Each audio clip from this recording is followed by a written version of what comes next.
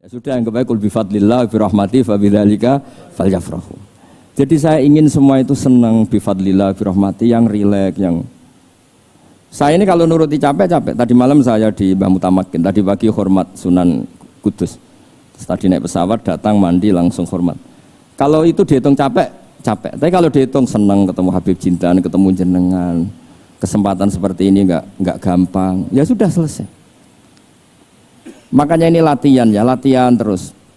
Saya ulang lagi latihan terus supaya Islam itu ada di semua sisi hidup kita. Tuh, saya pernah sering cerita di mana-mana itu. Ada wali itu istrinya cerewetnya bukan main. Wah, itu semua muridnya sudah tak biayai kamu cerai, nanti tak ganti istri yang lebih baik lebih. Enggak mau nyerah, alasannya apa? Ini wanita bahaya sekali. Kalau sampai dinikah orang lain, kasihan orang lain dapat musibahnya. Biar saya aja yang ngalami, kata wali itu. Jadi dia ada ingin, makanya ada juga kiai di santri bullying di rumah teh. Santri ini nak pindah pondok, ngerusak pondok uang, mendingan pondok kuai. Jadi dia handle. Terus sekarang apa? Dia handle daripada ngerusak pondok orang lain, mendingan pondok saya saja. Jadi cerita-cerita seperti ini harus kita kaji, supaya semuanya itu pakai sanad ilmu. Sama lihat di kitab Ihya itu ada bab-bab di Ajaibul Qalb, di bab Ajaibul, di situ kayak apa Imam Ghazali memerankan orang-orang pilihan Allah yang menjadi gampang melihat keseharian. Misalnya gini, misalnya Islam zaman akhir kan katanya tantangannya banyak. Coba kalau baca ayat wa ya'ballahu illa ayyutimma nurah wallahu mutimmu nurih. Agama ini milik Allah, diurus oleh Allah Ta'ala. Islam ke Indonesia itu enggak ditunggoni Nabi. Nabi sudah intaqala ila rafiqil a'la. Kadang di kampung-kampung di Islam nomodin. Ya jalan karena ini agama Allah. Kita ditinggal-tinggal orang yang lebih baik ketimbang kita. Islam kita tunggui. Ya jalan, memang ini agama Allah yang ngurus Allah. Kamu enggak usah khawatir. Jadi senang kita bukan karena dablek, karena yakin jaminan Allah Subhanahu wa taala. Jangan sampai kamu itu senang karena dablek, karena arogan, jangan. Karena bidomanillah, yakin bidomanillah wa bikafalatillah. Seperti senangnya Sayyid Abdul Muttalib. Ketika Ka'bah mau dirubuhkan Abraha, ada penyerangan Abraha. Ini yang Mbah Mun sering cerita ini. Wah, itu semuanya kalah. Terus takok, man sayyidu hadhil wadi? Siapa tuan di sini? Abdul Muttalib. Abdul Muttalib itu datang dengan wibawanya yang luar biasa. Abraha itu sampai bingung dia. Kalau duduk di singgasana dia disalahkan orang banyak.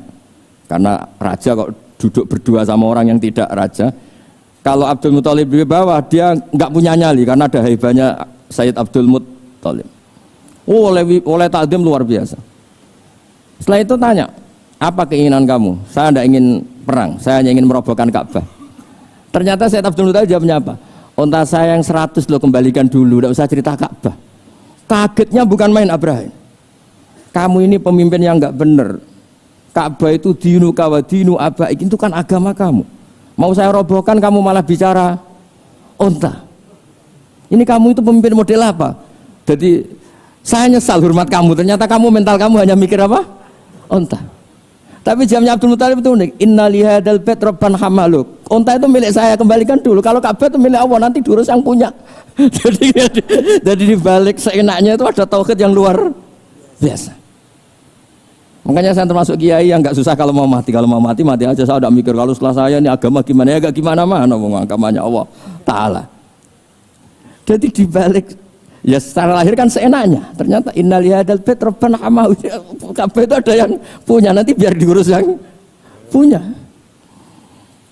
Nah maksud saya kalau jenengan ini kan insya Allah dablek semua. Kawin ya nggak mikir istri saya nanti makan apa, ya kan? Masa depan kamu ya tidak dipikirkan, warisan nggak punya apa-apa, nggak punya ya sudahlah. Bukan karena dablek, karena tawak. Itu saja pokoknya saya ingin ngomong, pokoknya perilaku Anda keseharian itu jadi energi to'at, ya. Perilaku keseharian Anda ini jadi energi apa? Itu saja. Barokahnya kamu ngaji napa sanad. Itu dulu ada ulama miskin sekali. Itu tiap pagi datang ke gunung paling tinggi, terus dia duduk itu agak-agak angkuh itu. Siapa yang lebih raja ketimbang saya? Terus ditanya, kamu tidak raja kok merasa? Ukuran raja itu tidak ada yang berani nyurus. Di sini juga nggak ada yang berani nyurus saya. Lu itu sudah bisa syukur sampai mati. Karena sekali dia kumpul orang, lihat orang naik Alphard ngeluh, lihat orang punya istri cantik ngenes, lihat apa ngenes, daripada gitu naik ke gunung. Siapa yang bisa menandingi keladatan saya dalam hidup ini? Ana ma Allah wabillah ngomel-ngomel sendiri. Tapi itu cara dia syukur. Cara dia apa? Syukur. Dan akhirnya betul dia punya sanad. Mangkana aminan fi sirbih mu'afan fi jasadi intahu kuntu yaumi faka'anna ma khizat lahu dunya bihadzafiriya. Ya sebentar orang itu sehat ya, aminan fi sirbih mu'afan fi jasadi intahu kuntu yaumi faka'anna ma khizat lahu dunya bihadzafiriya. Jadi ini madhab saya, karena saya diundang di sini pasti Habib Jidan juga ingin khas saya. Jadi kalau saya pura-pura tawadhu, pura-pura baik kan kaget. Kenapa Gus Bak sekarang jadi baik kan nanti? Ya ini anggap saja jujur. Ya kok rubah gitu. Nggih ngoten mawon mugi-mugi barokah. Assalamualaikum.